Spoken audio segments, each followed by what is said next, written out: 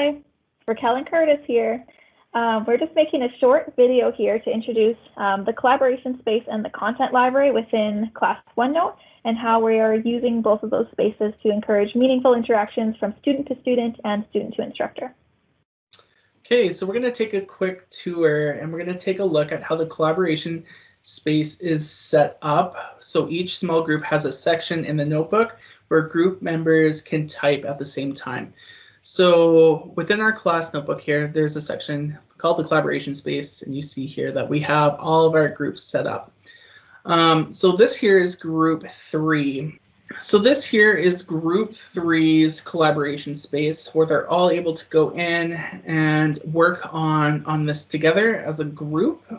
So right here you can see this is the build challenge. This build challenge was made in Canva. The first instructions that we get them to do is to go to the content library and open up the list of reasons for making treaties.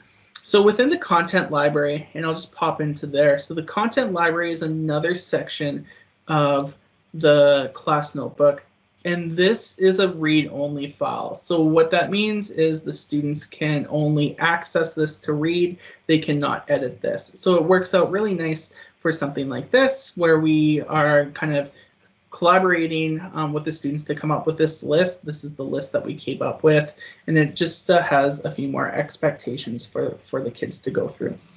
If I pop back into group 3 here, the rest of the instructions guide them through the process here. So they had to have some sentence stems to help them with their builds and discussing what they were going to make.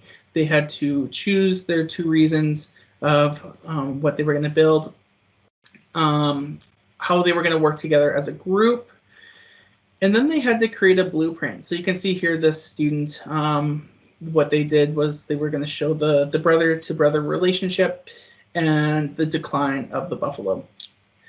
And then at the bottom here, we kind of have the world file, nice and easy for the students to access, and it would take them right into Minecraft.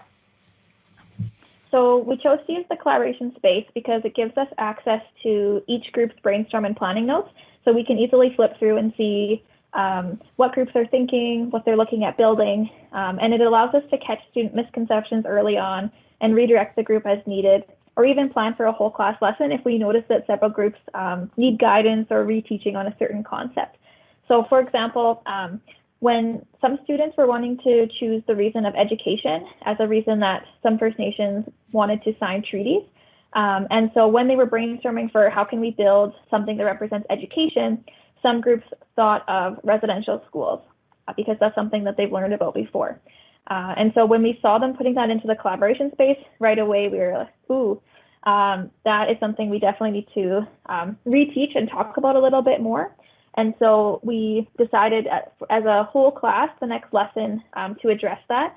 And so we just went over the following points as students. We talked about that First Nations people wanted to learn the newcomers' way of life so that their children could be successful in this kind of new and changing environment. But First Nations people also wanted to keep their own ways of life and their traditional education system. So we just talked really clearly that First Nations people did not want residential schools, and that wasn't a reason for signing treaties, and just that many First Nations people actively resisted the schools and tried to keep their children from attending. And so we went back to the content library and we brainstormed how we could represent that in Minecraft, and keeping that in mind if they're thinking of doing the reason of education. So we just made kind of a do's and don'ts list. The only thing on the don't side was still the residential school, because as we said, residential schools were not a reason that First Nations people wanted to make treaties.